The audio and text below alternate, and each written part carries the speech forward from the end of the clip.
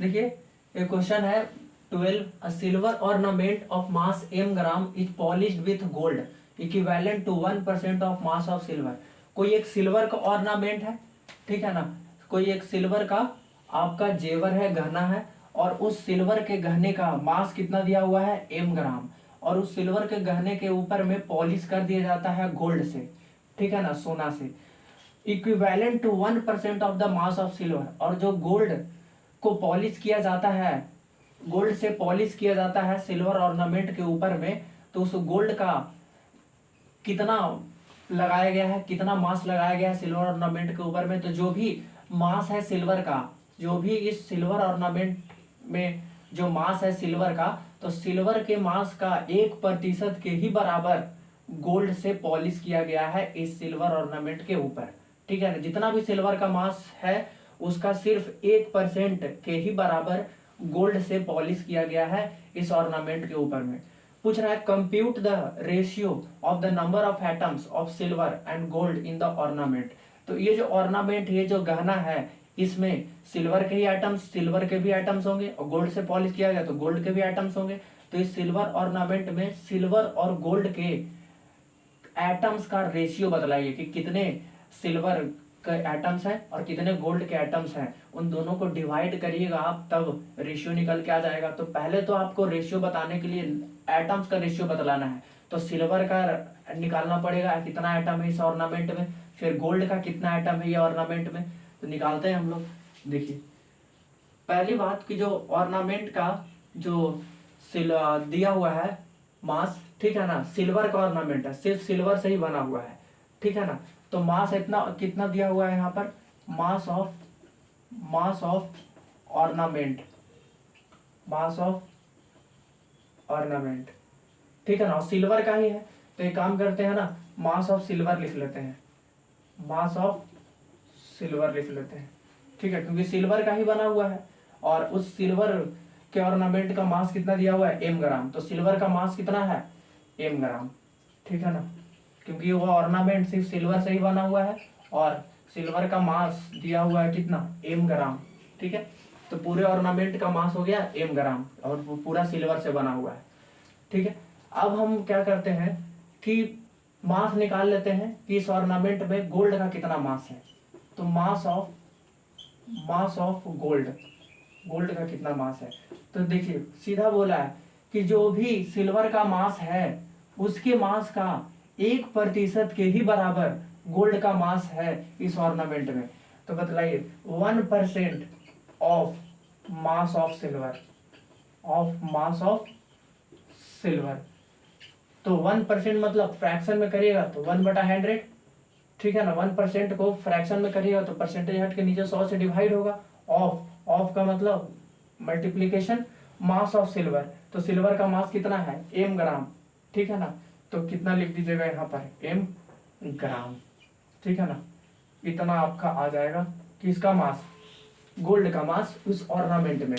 तो गोल्ड का मास कितना आ गया, गोल्ड का मास आ गया 1/100 इंटू m इंटू ग्राम, ठीक है, मतलब टोटल इतना ग्राम आ गया गोल्ड का मास इस ऑर्नामेंट में, क्योंकि बोल रहा था ना 1% ऑफ मास ऑफ सिल्वर, तो सिल्वर का जो भी मास है उसका 1% के ही बराबर गोल्ड से पॉलिश किया गया सिल्वर के ऊपर में, तो 1/100 इसको आप पॉइंट में कर लीजिए, तो 100 को 1 से डिवाइड दीजिएगा, ठीक है ना, तो कितना आ जाएगा 0.01 इंटू m, ठीक है, इंटू ग्राम, ठीक है, इसको मिलीग्राम मत देखिएगा क्योंकि यहाँ पे कुछ ना कुछ m का वैल्यू है, होगा 100 200 कुछ भी होगा, ठीक है, तो m ग्राम इतना गोल्ड का मास निकल कर आ गया उस ऑर्नामेंट में।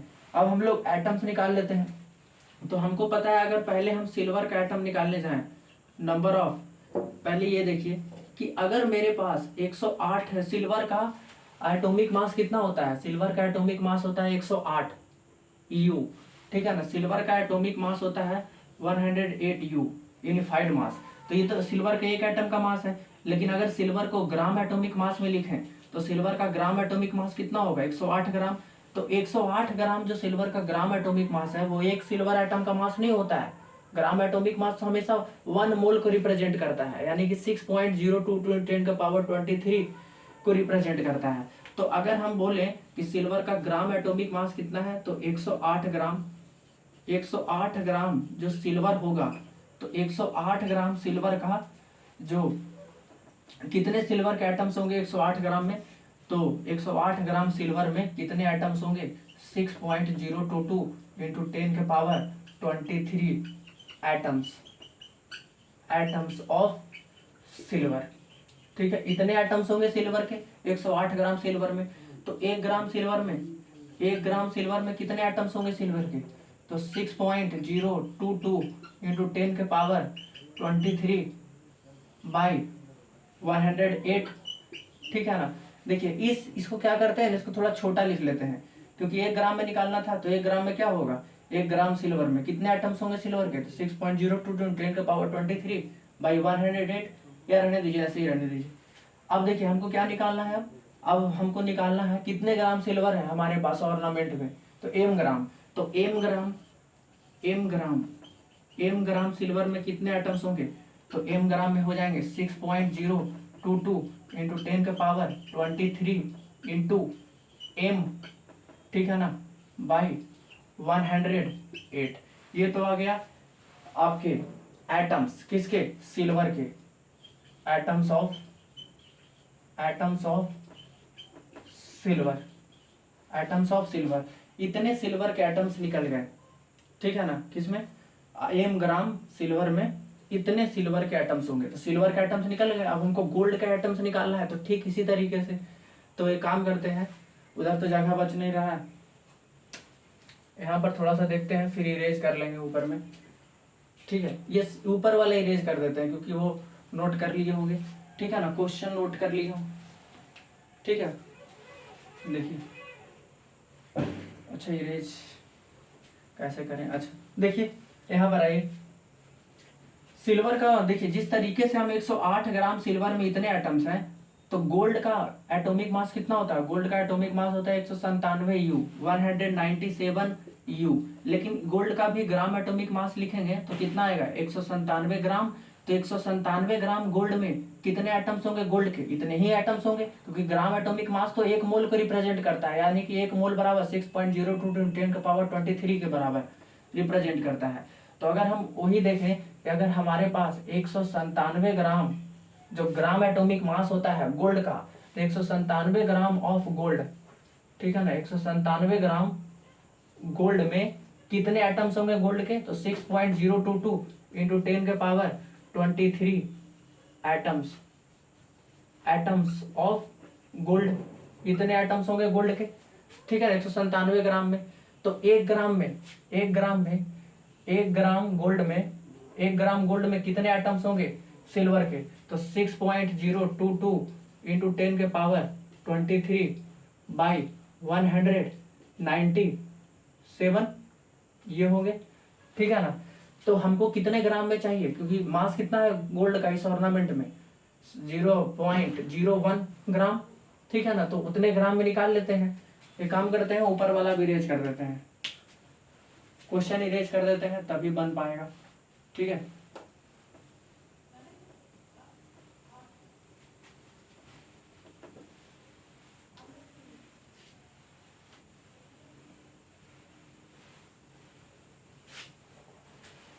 अब देखिए, तो 1 ग्राम गोल्ड में कितने एटम्स होंगे गोल्ड के, 6.022 10 का पावर 23 बाई 107, क्योंकि 197 ग्राम में इतने एटम, तो 1 ग्राम में कितने, इतना बटा इतना। अब हमको निकालना 0.01 ग्राम में, तो जब 0.01 एम ग्राम में निकालना है, 0.01 इंटू एम ग्राम में, क्योंकि एम भी है, ठीक है ना, ये तो ग्राम है टोटल, तो इतना है, इतने ग्राम गोल्ड में, तो इतने ग्राम 0.01 इंटू एम ग्राम में कितने एटम्स होंगे गोल्ड के, तो कितने एटम्स होंगे, तो 1 ग्राम में उतना है 6.022 इंटू 10 का पावर 23 बाई 197।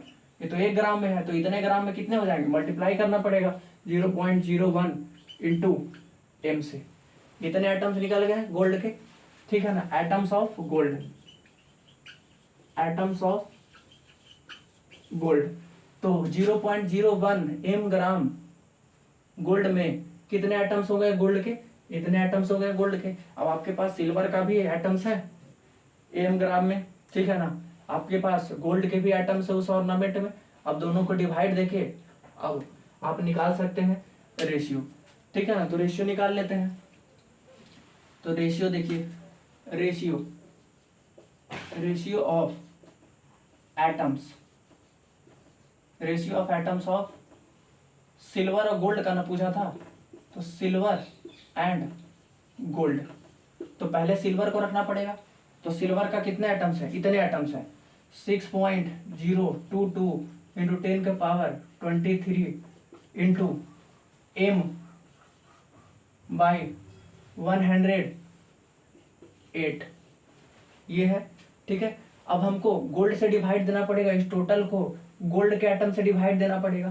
तो जब इस टोटल में गोल्ड के एटम से डिवाइड देंगे तो ये नीचे वाला वैल्यू ऊपर चला जाएगा, ठीक है ना। तो ऊपर में कितना आ जाएगा 197, ठीक है, क्योंकि ये था सिल्वर का ऊपर लिखाएगा ना, रेशियो निकाल रहे हैं सिल्वर और गोल्ड के एटम्स का, तो सिल्वर के एटम्स ऊपर हो गया। अब जब डिवाइड देंगे गोल्ड के एटम से तो ये आएगा बटा में, लेकिन 197 ऊपर चला जाएगा और जो ऊपर वाला है वो सारा नीचे चला आएगा। तो कितना 6.022 इंटू 10 के पावर 23 इंटू 0.01 इंटू m, ठीक है। तो देखिए ये क्या हो गया 6.022 इंटू 10 के पावर 23 से ये टोटल कट गया, ठीक है ना। उसके बाद m से m कट गया, ठीक है ना, m से m कट गया। अब अगर इस पॉइंट को हटाएं हम तो ऊपर में 100 से मल्टीप्लाई हो जाएगा और नीचे में बचा 108, ठीक है ना। तो एक काम करते हैं, अब इसको भी इरेज कर लेते हैं, ठीक है ना। तो क्योंकि उसको सॉल्व करना पड़ेगा ना, एक काम करते हैं इसको इरेज कर लेते हैं। देखिए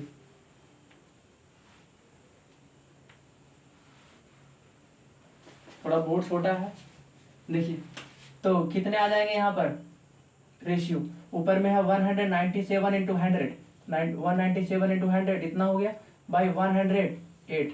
अब ये डिवाइड दीजिएगा इसको 197 को 197 और डबल जीरो है ऊपर में और नीचे में 100।